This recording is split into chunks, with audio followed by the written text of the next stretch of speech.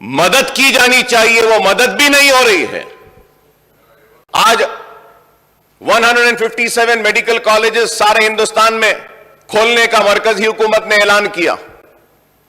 क्या एक भी मेडिकल कॉलेज दिया तेलंगाना को?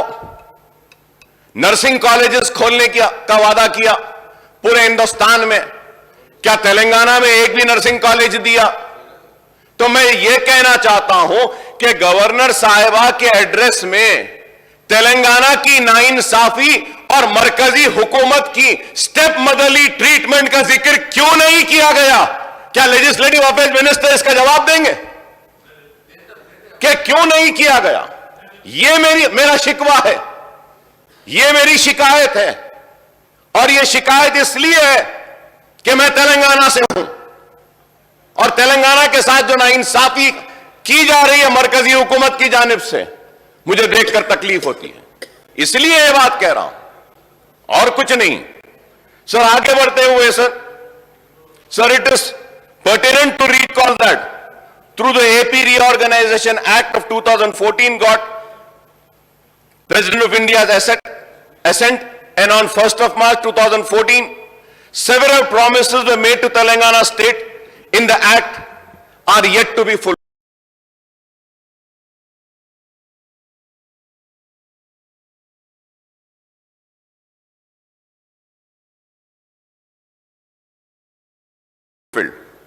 The steel project of Bayaram and the rail can be made in union budget.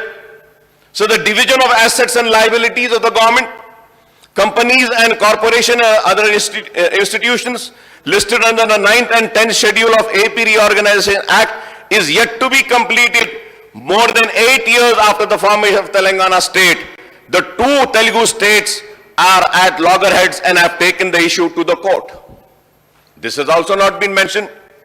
The central government has not yet only reduced the share of Telangana state under the devolution of central taxes and grant as per the 15th Finance Commission, but also put restrictions on borrowings of Telangana government and the FRBM Act.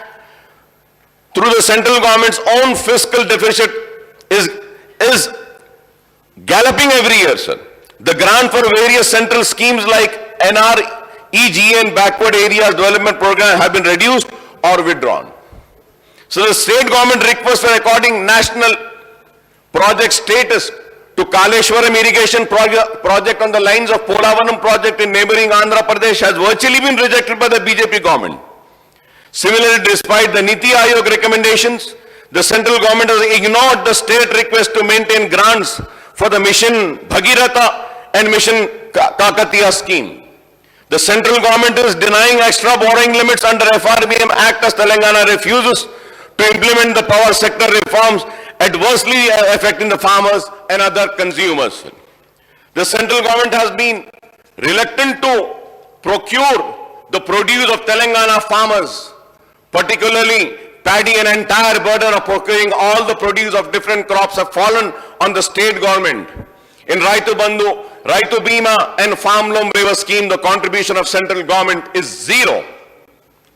Moreover, the central government has stopped release of loans by the central institution like PFC and REC for irrigation and power projects such as Palamuru Rangareddy Lift Irrigation Project and Telangana Genco Power Project at Yadadri. The proposed Information Technology and Investment Region ITIR at Hyderabad has been dropped.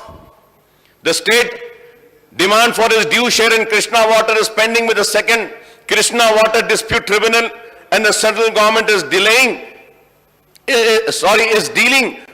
a blow to the state by issuing notification in July 2021 for the take over the state irrigation and hydel power projects and the two major river by Krishna and Godavari River Management Board. The central government has sanctioned, as I had said earlier, sir, 157 medical colleges and 157 nursing colleges across country, but not a single medical or nursing college have been sanctioned for Telangana, sir. The list of central government act of omission and commission is endless, and suffice to say that the state is only being given a raw deal, Telangana would have progressed much faster and registered higher GSDP and per capita income over the last 8 years if the central government had extended the helping hands. Sir, जब मैं ये बात कर रहा हूं नाइंसाफी की, तो स्पीकर साहब मैं आपसे दरखास्त भी करूंगा कि इस सेशन के दौरान, और बड़ी लंबी फेहरिस्त है मरकजी हुकूमत की जानिब से जो नाइंसाफियां और हक तलफी तेलंगाना रियासत के साथ की जा रही है, उसकी बड़ी फेहरिस्त है। मैं आपसे दरखास्त करूंगा कि इस सेशन में ही सही एक डिस्कशन रखिए साहब, ताकि रियासत की आवाम को यह पता चले कि रियासत के साथ किस तरीके से सौतेला सुलूक किया जा रहा है मरकजी हुकूमत की जानिब से। एक बहस मुबाहिसा होना चाहिए इस ऐवान में, हकीकत सामने आनी चाहिए ऐवान के जरिए आवाम के सामने। मैं आपसे दरखास्त करूंगा कि एक दिन मुकर्रर करिए ताकि हम भी इसमें हिस्सा लेते हैं और हुकूमत की जानिब से भी सही आदाद शुमार आएंगे, सही फिगर्स आएंगे, सही बातें आएंगी, ताकि आवाम को मालूम हो सके कि जो लोग आज तेलंगाना में आकर तेलंगाना की आवाम को भड़का रहे हैं और कह रहे हैं कि तेलंगाना में कोई तरक्याती काम नहीं हुआ, तेलंगाना में कोई तरक्की नहीं आई, तेलंगाना में कोई खुशहाली नहीं आई, तो अगर हम बहस रखेंगे तो हम बता सकेंगे कि कैसी खुशहाली आई, कैसी तरक्की आई, बावजूद इसके कि मरकजी हुकूमत ने ताउन नहीं किया, बावजूद इसके कि मरकज की जानिब से कोई मदद नहीं की गई। Sir, I heartily congratulate the TRS, now BRS government, for the inclusive and comprehensive development of the state on every front for the last 8.5 years. Kaleshwaram irrigation projects have virtually transformed large part of state and agriculture production has trebled, I would say, sir. The Telangana has become a power surplus now. Drinking water supply is provided to every habitation. The state has become investor friendly and attracted huge investment by multinationals and Indian corporates in formation of in information and technology and other fields. Honorable Minister had went to Davos also, Switzerland. He has got so much of investment. I congratulate the government for that also. We need to project this. Sir, अगर मैं यहां खड़े होकर बात कह रहा हूं, minister साहब नाराज होकर उठ गए फौरन।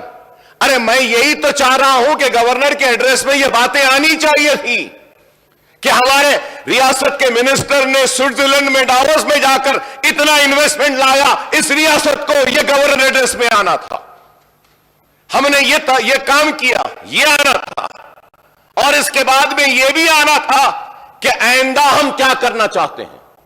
लेकिन ये चीजें नहीं है, तो इस बात की निशानदेही कर रहा हूं, लेकिन आप लोग बात को समझते ही नहीं है, फौरन उड़ जाते हैं। समझिए, मैं कह रहा हूं कि इस डॉक्यूमेंट में आना चाहिए, हमारी कामयाबियों का जिक्र होना चाहिए, इस डॉक्यूमेंट में रियासत की खुशहाली का जिक्र होना चाहिए और तरीके से। हां, आपने कोशिश की है, जिक्र किया है, लेकिन जिस तरीके से होना था वो नहीं हुआ, यह शिकायत कर रहा हूं। और honourable speaker sir, the state has made a tremendous progress on the welfare front by taking up schemes and initiative for welfare of scheduled caste and scheduled tribe, backward classes, minority and economically weaker sections. So the Asra pension for the aged widow, single woman, disabled and other vulnerable groups have come as a boon to these sections. Welfare of women and children has also been accorded a priority, and the Shadi Mubarak and Kanya Lakshmi schemes have helped over 12 lakh girls to get married. So compared to the previous government, in erstwhile United Andhra Pradesh, the Telangana government has launched several new initiatives and made higher budgetary allocation for minority community in the state. The opening of 203 minority residential schools and upgradation of these schools to residential junior college has brought a major change in school education for the minority children. Sir, however, ये बात मैं जरूर कहना चाहूंगा कि बेशक कामयाबियां हुई हैं, इस बात से हम इनकार नहीं करेंगे। अगर अक़लियतों की बात करूंगा तो बेशक हुकूमत ने अक़लियतों को दिया है, उर्दू को दूसरी सरकारी जबान का मौक़िफ़ दिया, दिया जरूर है, लेकिन आज उर्दू के साथ नाइंसाफी का सिलसिला जारी है। कई सरकारी दफातर के बोर्ड्स पर उर्दू नहीं है। मैं शुक्रिया अदा करूंगा कि उर्दू ट्रांसलेटर्स को कलेक्ट्रेट्स में आपने अपॉइंटमेंट दिया, उर्दू दरखास्तें तलब की जा रही हैं, लेकिन फिर भी उर्दू के साथ जो होना है नहीं हुआ। मैं ये भी कहूंगा कि हमारी मजलिस की नुमाइंदगी पर जितने भी सरकारी तकर्रुरात के इम्तिहानात जो उर्दू में नहीं होते थे वो उर्दू में होने लगे, इसके लिए भी शुक्रिया अदा करूंगा। लेकिन उसके बावजूद भी बहुत चीजें हैं जहां पे उर्दू नहीं है, तो उर्दू के साथ इंसाफ होना है। मैं ये भी कहूंगा कि अक़लियतों के लिए ऐलान किया गया इस्लामिक सेंटर का 10 एकड़ जमीन दी गई है, तामीर शुरू होना है, मुझे उम्मीद है कि हो जाएगा। अक़लियतों को अनीसुल गुरबा मजलिस के नुमाइंदगी पर जमीन का इजाफा किया और वहां पे कंस्ट्रक्शन का आगाज किया, एक बड़ी इमारत तामीर हो रही है। हां, हो रही है, इस बात से इनकार नहीं करूंगा, लेकिन जिस तेजी के साथ होना था और मुकम्मल होना था नहीं हुआ। हां, मैं शुक्रिया अदा करूंगा हुकूमत का कि नए सेक्रेटेरिएट के पास में मस्जिद की तामीर भी हो रही है। वादा किया गया कि सेक्रेटेरिएट की तामीर मुकम्मल होने से पहले मस्जिद की तामीर हो जाएगी। मैं जानना चाहूंगा कि मस्जिद की तामीर कौन से स्टेज में है। कोई जा नहीं सकता, देख नहीं सकता, पता नहीं है, मगर मुझे यकीन है कि जरूर वो मस्जिद की तामीर मुकम्मल होगी।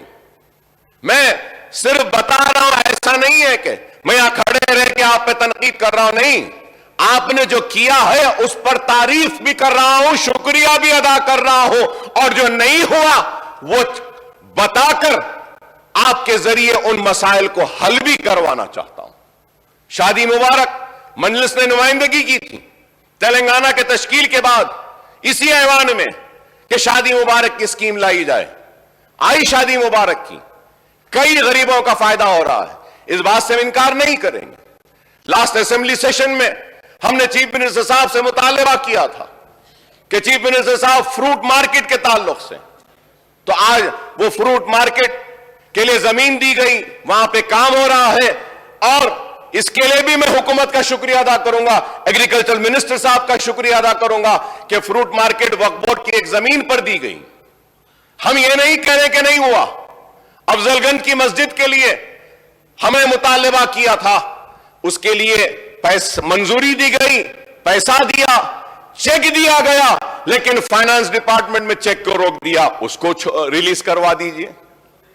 ये बातें हम जो कह रहे हैं, लाल दरवाजे की मंदिर के लिए मजलिस ने, मैंने खड़े होकर कहा कि लाल दरवाजे की मंदिर के लिए उसके एक्सटेंशन का काम करना है।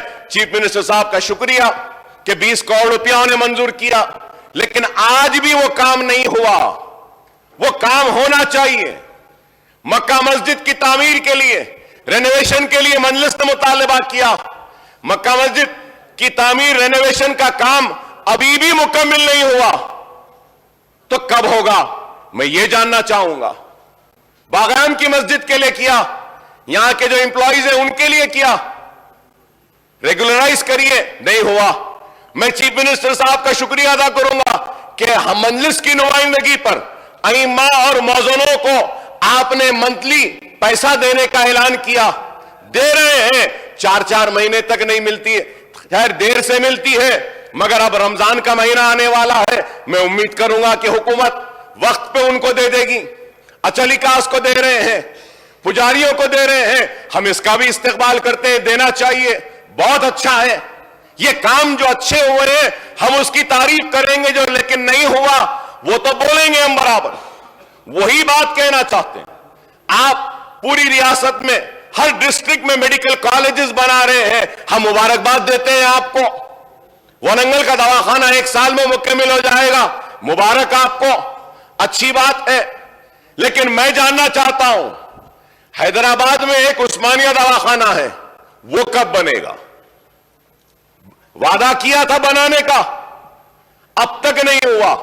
चीफ मिनिस्टर साहब ने ऐवान में कहा मीटिंग करिए, बनाइए, सब करिए, बोलते हाईकोर्ट का है, नहीं हाईकोर्ट में भी डालें, आप हर डिस्ट्रिक्ट में दवाखाना बना रहे, अच्छा है, चार मीनार का दवाखाना है, उसको भी बनाइए। हम यही बात कह रहे हैं, और क्या कह रहे हैं? ऑनरेबल स्पीकर सर, हम यहां खड़े होकर नाइंसाफी पे आवाज उठाते हैं तो जरूर हम जो हुकूमत की जानिब से मिलता है हम उसको फरामोश भी नहीं करते, हम उसका शुक्रिया भी अदा करते हैं। हां, हैदराबाद तरक्की कर रहा है, ईस्ट, वेस्ट, नॉर्थ, सेंट्रल, हर जगह पे तरक्कियाती सरगर्मियां जारी हैं। तो मैं कह रहा हूं कि साउथ में भी होना चाहिए।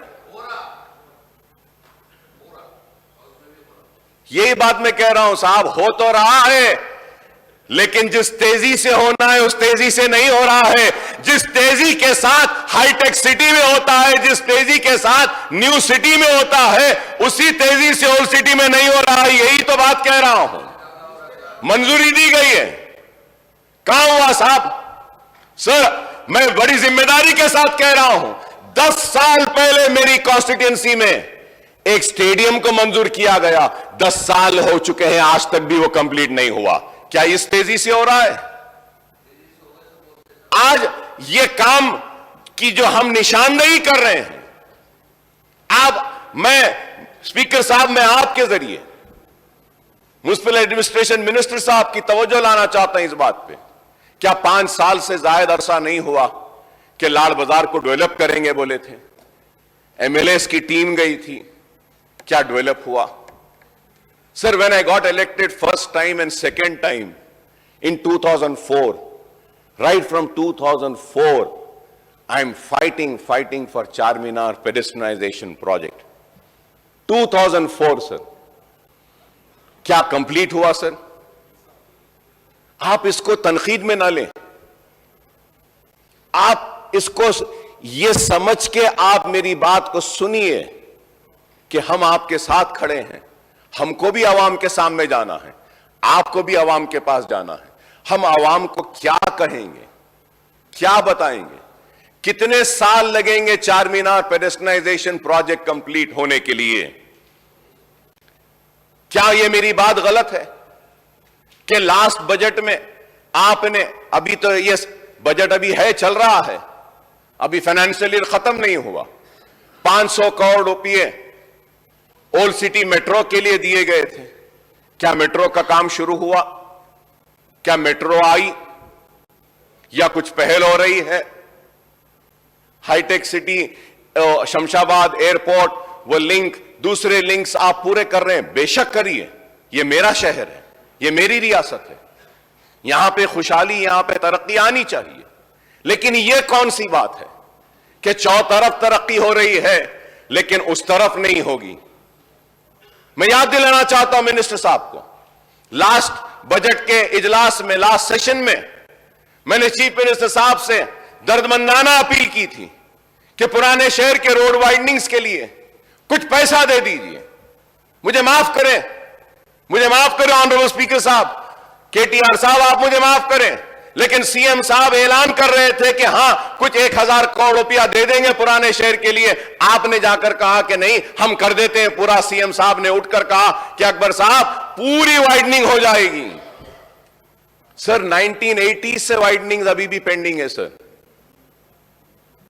क्या आप बताइए, अगर मैं यहां खड़े रहकर अगर बात कर रहा हूं तो इस आंख से ना देखें कि एक मुसलमान खड़े होकर बात कर रहा है, नहीं, या मुसलमान के लिए बात कर रहा हूं, नहीं। हां, मैं मुसलमान के लिए बात करता हूं, हां मैं पुराने शहर की बात करता हूं, हां मैं तेलंगाना की बात करता हूं, हां करता हूं मुसलमान की, इसलिए करता हूं कि मैं अवामी नुमाइंदा हूं, जिम्मेदार हूं। मेरा फर्ज है, मेरी जिम्मेदारी है कि जो कमजोर है, जो पसमानदा है, जो पीछे है, उसका हाथ पकड़कर उसको आगे बढ़ाऊं। ताकतवर का हाथ तो सब थामेगा, कमजोर का हाथ कौन थामेगा?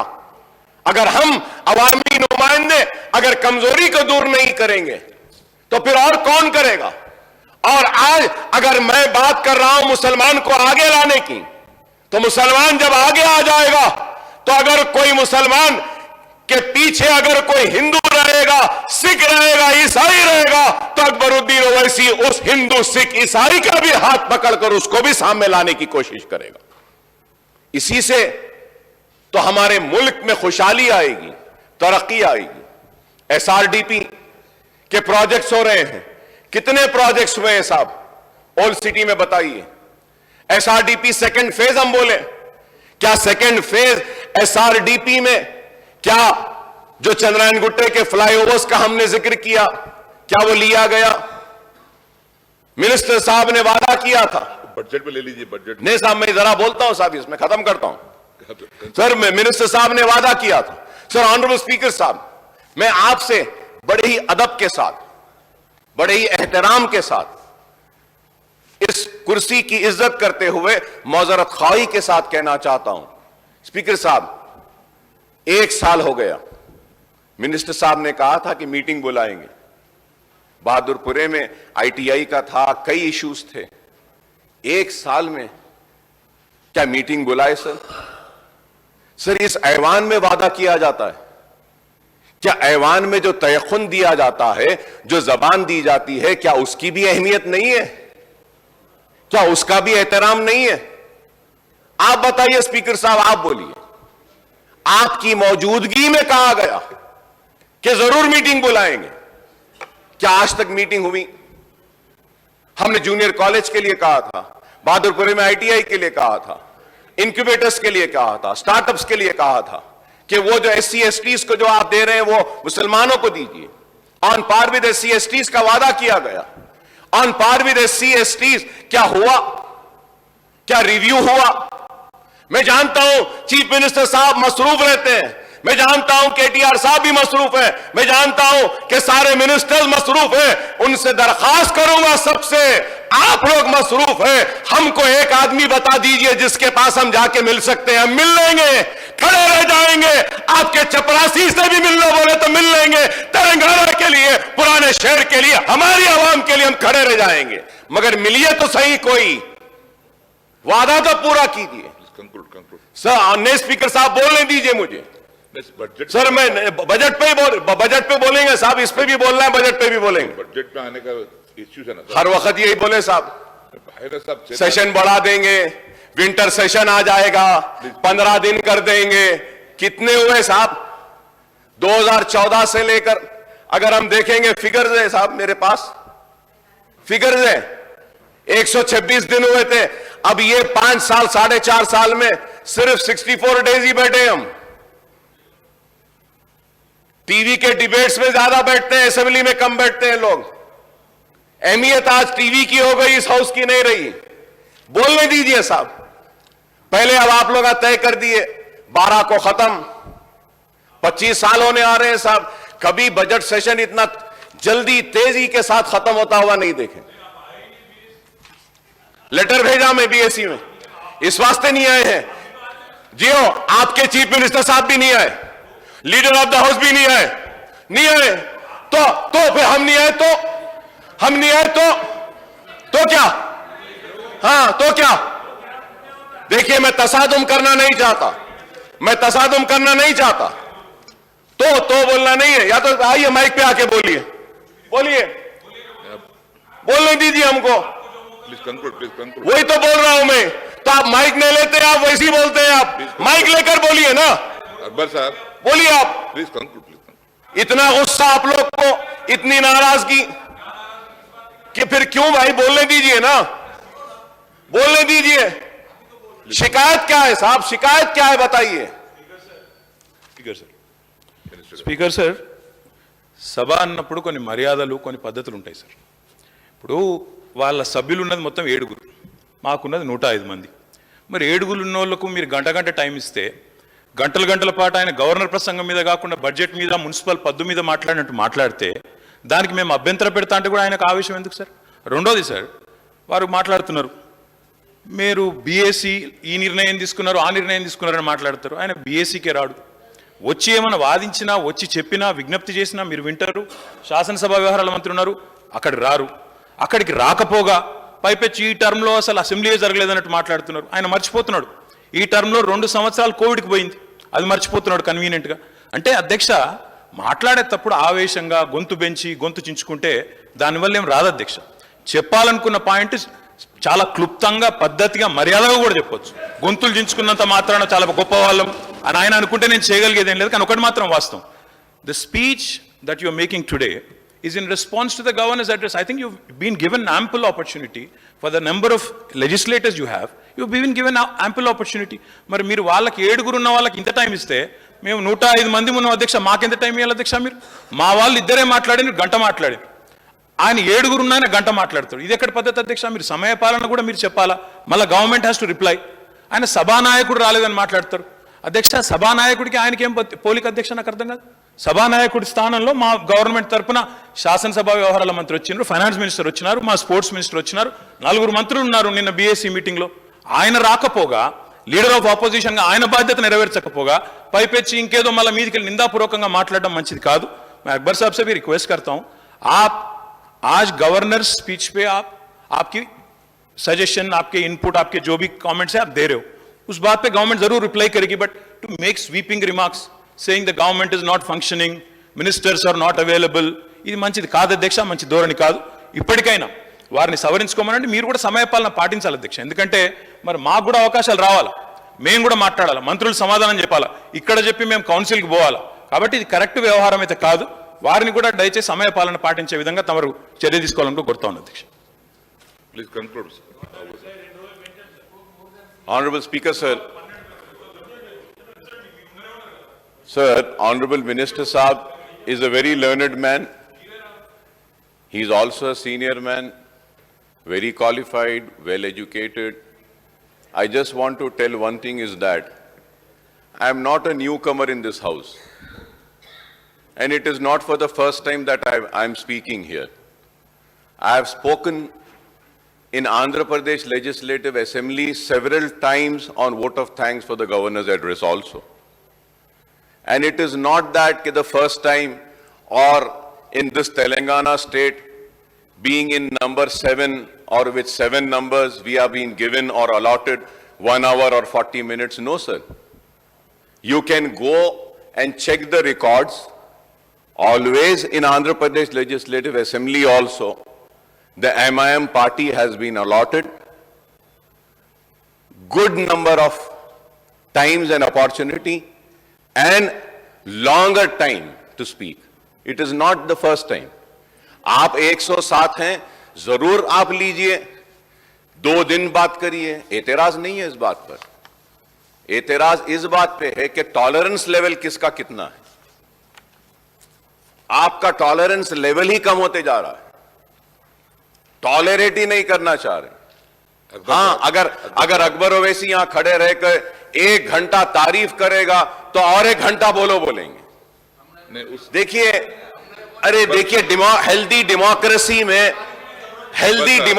में एक दूसरे को सुनने की ताकत भी होनी चाहिए. अकबर साहब, तनकीद को भी सुनना चाहिए, जब ही डेमोक्रेसी मजबूत होती है. नहीं, अकबर साहब, There was a time when I used to speak, Roshaya Saab was a finance minister, I used to criticize the government. He used to get up from his chair and come and tell me, Mr. Owaisi, you have spoken well.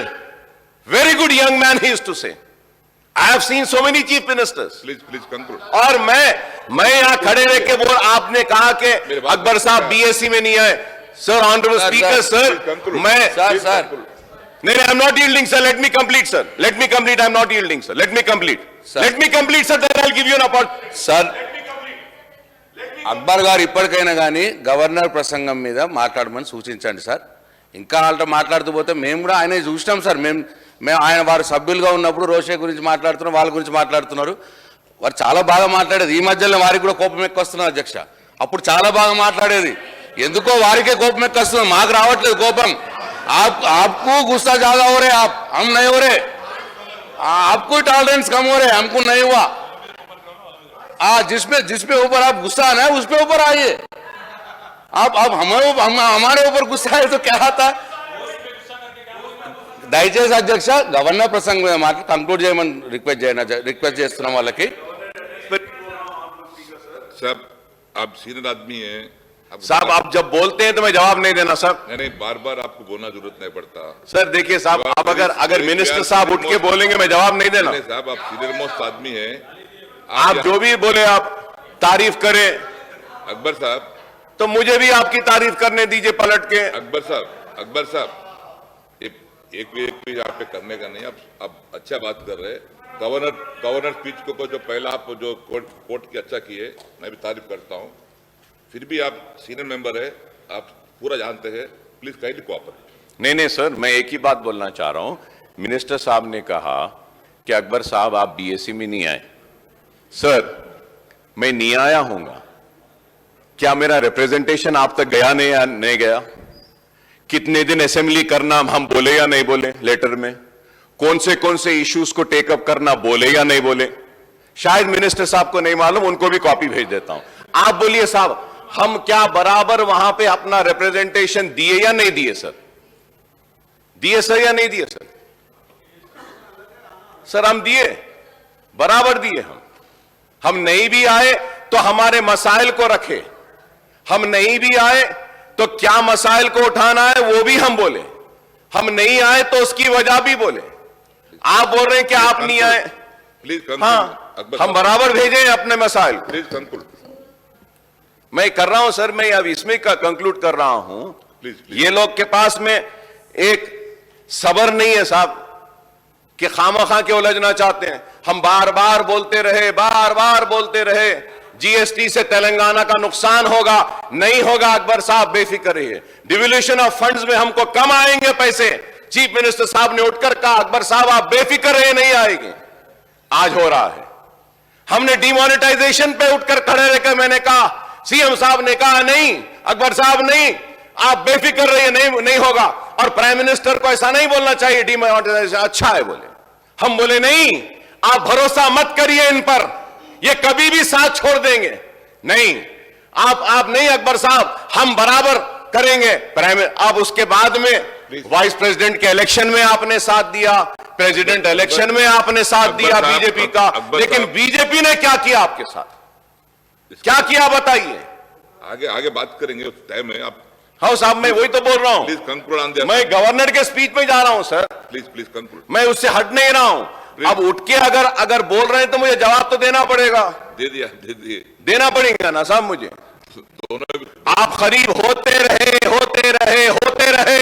इतने करीब होते रहे कि आपको दूर कर दिया गया। आज दूर हो गए तो वो बुरे हो गए। अरे हम यही बात कह रहे थे कि इतना करीब ना जाइए। खैर, इसके साथ मैं मुबारकबादी देता हूं चीफ मिनिस्टर साहब को, टीआरएस पार्टी को, भारत राष्ट्र समिति बनने पर कि तेलंगाना का राष्ट्र हो गया। अब आप भारत का राष्ट्र करने निकले हैं, आपको मुबारकबादी देता हूं। मगर उसके साथ यह भी जरूर कहूंगा कि इस बात का भी ख्याल रखिए कि हम जब गए तो हमको बी टीम बोले, नहीं मालूम अब आपको कौन सी टीम बोलेंगे, नहीं मालूम कि आपको कौन सी टीम बोलेंगे। बस यहां पे दो ही लोग हैं, एक वो और दूसरे कौन है मालूम है? ये नहीं चाहते कि कोई तीसरा आए। तो होशियारी के साथ, समझदारी के साथ आगे बढ़िए। स्पीकर साहब, मैं ये बात भी कहूंगा कि 5 साल से मुसलमानों को कर्ज नहीं दिया गया। 5 साल से माइनॉरिटी फाइनेंस कॉर्पोरेशन से कर्ज नहीं किया गया। नहीं सर, इसमें बोले माइनॉरिटीज का सबका अच्छा कर रहे बोल के, तो मैं बताना चाह रहा हूं कि 5 साल से दरखास्तें नहीं बुलाए गए। जब बुलाए गए तो 1.5 लाख से ऊपर आए। अब दरखास्तें बुलाए तो 2 लाख चिल्लर दरखास्तें आई हैं। पैसा कम है, पैसा दीजिए ताकि उन दरखास्तों को क्लियर कर सकें। इसलिए कह रहा हूं overseas scholarship, sir overseas scholarship बच्चों के कोर्सेज खत्म हो गए हैं लेकिन आज भी नहीं आए। 150 करोड़ रुपए अगर दे देंगे तो पूरे पैसे आ जाएंगे। मरकजी हुकूमत की एक ग्रांट है जहां पे स्कूल बिल्डिंग्स बना रहे माइनॉरिटीज के लिए, स्टेट गवर्नमेंट का एक शेयर होता है, वो शेयर रिलीज करना है, उसको रिलीज कीजिए। यही बात कह रहा हूं। मैं ये कहना चाहता हूं कि औकाफी जायदादें तबाह बर्बाद हो रही हैं, औकाफी जायदादें जा रही हैं हुसैन शाह वली रहमतुल्लाह अलैह की 1600 चिल्लर एकड़ जमीन चले गई। जब तेलंगाना का एजिटेशन हो रहा था तो टीआरएस लड़ रही थी उस जमीन के लिए, और फिर उसके बाद में सुप्रीम कोर्ट में हुकूमत की जानिब से हलफनामा डाला गया कि यह रियासत की जायदाद है। तो मैं ये बातें बताना चाह रहा हूं, बताना इसलिए चाह रहा हूं कि अगर इन बातों का करेक्शन नहीं होगा तो फिर इससे नुकसान होगा। खर्च के लिए खतार में है, उस्मानिया दवाखाना तामीर होना है, मेट्रो ट्रेन आनी है, रोड वाइडनिंग पुराने शहर में होनी है, सीवरेज प्लान हमने दिया है उसको मंजूरी देना है। तो मैं यही कहूंगा कि आप बस्ती दवाखाने खोले हैं, बहुत अच्छा है, इससे फायदा हो रहा है, मुबारक। डायलिसिस सेंटर्स खोले हैं, बहुत अच्छा है। कंटी वेलुगु आंखों का जो टेस्ट कर रहे हैं, अच्छा है। ऑनरेबल स्पीकर साहब, उसमें एक चीज मैं अपनी जानिब से हुकूमत से कहना चाहूंगा कि आई टेस्टिंग होने के बाद में कई पेशेंट्स को कैटरैक्ट की सर्जरीज रिक्वायर्ड है। मैं एक सजेशन देना चाहता हूं कि आप आरोग्यश्री के अंडर वो कैटरैक्ट सर्जरीज को ला लीजिए, ताकि वो लोग जो लोग को सर्जरीज की जरूरत है, ये कंटी वेलुगु जो आपका प्रोग्राम है, इसमें वो प्राइवेट हॉस्पिटल्स में या गवर्नमेंट हॉस्पिटल में जाकर सर्जरी करवा सकते हैं। अरे मैं यहां खड़े के सजेशंस दे रहा हूं आपको। सर, ऑनरेबल स्पीकर सर, के केजी टू पीजी का ऐलान किया गया था, इस ऐवान में किया गया था कि फलकनुमा कैंपस में 20 करोड़ का सैंक्शन दिया गया, आज भी वहां पे नहीं आया। डिग्री कॉलेजेस के लिए हम बोले, हुकूमत ने ऐलान किया कि मलकपेट में एक आईटी का एक बड़ा एक सेंटर और टावर बनाया जाएगा। मैं जानना चाहूंगा हुकूमत से कि क्या हुआ है उस ताल्लुक से। हमने नामपल्ली में कहा कि आईटीआई का जो इंडस्ट्रियल ट्रेनिंग का इंस्टीट्यूट है, वहां पे आप और स्किल डेवलपमेंट को लेकर आइए। मैंने इससे पहले भी कहा था कि निफ्ट का एक सेंटर ओल्ड सिटी में लाइए, नैक का एक सेंटर लाइए, स्किल डेवलपमेंट की ट्रेनिंग लाइए, इंक्यूबेटर स्टार्टअप्स में जगह दीजिए। यही बात मैं कह रहा हूं और कुछ नहीं कह रहा हूं। यह बात पे आपको नाराज होने की जरूरत नहीं है, नाराज नहीं होना है। अरे मैं जब ये मुतालबे आपके सामने रख रहा हूं, 2 बेडरूम का कह रहा हूं sir, honourable speaker sir, GHMC area में सिर्फ 9000 घर दिए अलॉटमेंट। 9000 में क्या जीएचएमसी में गरीबों को 2 बेडरूम मिल जाएगा? मैं जानना चाहूंगा कि 2 बेडरूम के घर कब होंगे? ऑनरेबल स्पीकर सर, आप भी इस बात से इनकार नहीं करेंगे कि इस ऐवान में ऐलान किया गया कि नोटराइज डॉक्यूमेंट को रजिस्टर्ड डॉक्यूमेंट की तरह ट्रीट किया जाएगा। यह कब होगा? यही मैं जानना चाह रहा हूं। क्या मेरी बात यह गलत है? खुली कुतुब शाह जो अर्बन डेवलपमेंट के ताल्लुक से जानना चाहता हूं, मेट्रो ट्रेन आखिर चलेगी या नहीं चलेगी? मूसी को डेवलप करने की बात की गई, मूसी का डेवलपमेंट का अभी कुछ नहीं हुआ है, उसका क्या होगा? मैं ये भी जानना चाहूंगा। सर, मैं आपके जरिए हुकूमत से मुतालबा करूंगा और बोलूंगा कि आप पुराने शहर की तरक्की के लिए जितने भी ऐलानात किए हैं वो कीजिए। चीफ मिनिस्टर साहब ने कहा था कि पुराना शहर इस्तांबुल बन जाएगा। सर, इस्तांबुल नहीं, बस जैसा भी अच्छा बना दीजिए, हम आपके शुक्रगुजार रहेंगे। उस्मानिया दवाखाना बना दीजिए, हम आपके शुक्रगुजार रहेंगे।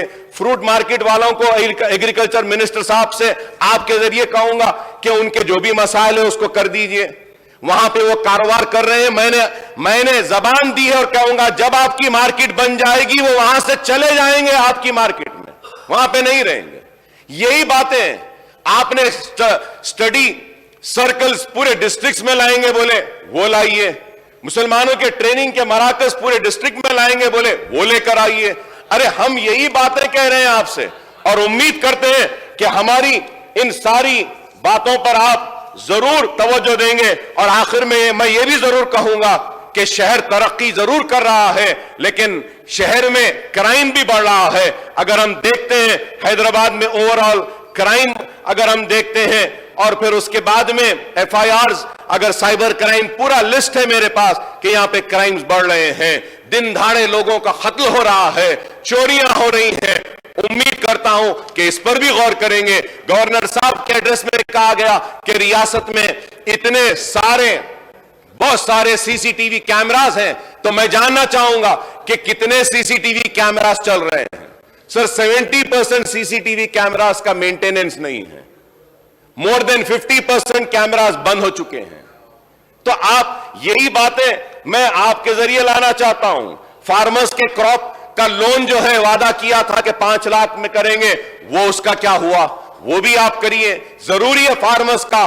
फार्मर्स आज खुदकशी कर रहे हैं, चाहे 1 होने दो या 10 होने दो। इतना सब कुछ होने के बाद भी आज किसान हमारा खुदकशी क्यों कर रहा है, इस पर हमको गौर करना चाहिए, इस पर हमको देखना होगा। दलित बंधु आपने आगाज किया, इसके लिए मुबारकबादी देता हूं। 11,000 दलितों को इससे फायदा हुआ है, आपने दिया है। लेकिन मैं कहूंगा कि इंक्लूसिव की बात गवर्नर एड्रेस में की गई है कि यह हुकूमत सबको लेकर चलती है। तो मैं जानना चाहूंगा कि चीफ मिनिस्टर साहब ने ऐवान में कहा था कि दलित बंधु की तरह बीसी बंधु भी होगा, माइनॉरिटी बंधु भी होगा, तो क्या वो होगा, क्या आप देंगे या नहीं? गवर्नर एड्रेस में हमारा पर कैपिटा इनकम के बारे में की, जीएसडीपी की बात की, सबकी बात की। मैं चाहूंगा कि जब जवाब दे तो पर कैपिटा डेप्थ कितना है हमारा, पर कैपिटा डेप्थ कितना है कि आज तेलंगाना रियासत 3.5 लाख करोड़ के कर्ज में है। कॉरपोरेशंस का अगर कर्ज लेते हैं तो और बढ़ जाएगा। तो आप इस पे क्या कर रहे हैं, यह भी हम जानना चाहेंगे। और इसके साथ ही साथ मैं आपसे फिर से यह मुतालबा करूंगा कि हैदराबाद में जो मेट्रो ट्रेन को लाने का जो वादा किया गया था उसको पूरा कीजिए। और फिर एम्प्लॉइज के पीआरसी और डीए के ताल्लुक से एम्प्लॉइज परेशान है, गवर्नमेंट एम्प्लॉइज के। गवर्नर साहिबा के एड्रेस में यह कहा गया कि सरकारी मुलाजिमीन की तनख्वाहें अच्छी हैं, बेशक अच्छी हैं, इससे इनकार नहीं, लेकिन पीआरसी कब देंगे, डीए कब होगा? पुराना पीआरसी नहीं दिए, अब नया आएगा, ये कब देंगे? ओल्ड पेंशन ला लीजिए, सरकारी मुलाजिमीन को खुश करिए, सरकारी मुलाजिमीन खुश करिए इनको। काफी उनकी शिकायतें हैं, उम्मीद करूंगा कि आप इस पर भी देखेंगे। पुराने शहर की तरक्की के बारे में हमने बार बार कहा है, तो मैं फिर से स्पीकर साहब आपके जरिए इन बातों को दोहराना चाहता हूं कि फिर से कह रहा हूं कि कर्जों की इजराई कीजिए, स्विंग मशीन्स दीजिए, जो लोग कारोबार करना चाहते हैं उनको कर्ज दीजिए। आप जितना पैसा दिए इससे नहीं होगा। 1,000 करोड़ रुपए माइनॉरिटी फाइनेंस कॉरपोरेशन को जारी करिए, नहीं करेंगे तो वो पूरे दरखास्तें फिर वैसे ही पेंडिंग रहेगी जिस तरीके से पहले थी। अनीसुल गुरबा का काम खत्म करिए, इस्लामिक सेंटर का तामीर का आगाज करिए, उर्दू के साथ इंसाफ कीजिए, उस्मानिया दवाखाने की तामीर करिए, औकाफी जायदादों का तहफ्फुज करिए, पुराने शहर की तरक्की कीजिए। एसआरडीपी सेकेंड फेज में पुराने शहर के हम जो नुमाइंदगी करे हैं उसको लीजिए, पुराने शहर को भी नए शहर की तरह तरक्की दीजिए। पुराने शहर के लेक्स के डेवलपमेंट के लिए भी हमने दिया है रिप्रेजेंटेशन। हमारे पास भी सुरम चेरू है, गुरम चेरू है, कई तालाबें हैं, मिरालम तालाब भी है, इसके डेवलपमेंट के लिए हमने प्रपोजल दिया है, इसको भी लीजिए। हमने मिरालम मंडी के बात की है, उसको भी लीजिए। चौक मुर्गी का लिया है, उसको भी लीजिए। बहुत काम आपने किया है, बहुत काम आपने किया है और ये काम बाकी है। उम्मीद करते हैं कि आप इन तमाम मसाइल पर तवज्जो देंगे। और आखिर में स्पीकर साहब आपसे फिर से ये कहना चाहता हूं कि लास्ट बजट सेशन में मीटिंग बुलाने का वादा किए, 1 साल हो गया, कम से कम अब बुला लीजिए, इस सेशन में बुला लीजिए। बैठ जाते हैं और फिर से कहूंगा कि इतना गुस्सा, इतनी जल्दी तेजी से उड़ जाना ये आपको जेब नहीं देता। अरे आपको बहुत बड़ा मुकाम मिला है, काबिल हैं आप, आगे बढ़िए। हम चाहते हैं कि आप आगे बढ़ें और आप आगे बढ़ेंगे तो हम आपके पीछे खड़े रहेंगे। लेकिन एहतियात से जाइए, सब्र के साथ जाइए, साबित कदमी के साथ जाइए।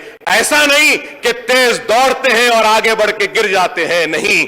मैं जानता हूं आपकी नौजवानी की उम्र है, उम्र में बहुत मेरे से छोटे हैं, तो शायद है आपको किसी जमाने में हमारा भी मिजाज ऐसी था, लेकिन आज कुछ अलग है। चलने दीजिए, लेकिन जरूर कहूंगा कि हम को आज इस रियासत को आगे बढ़ाना है।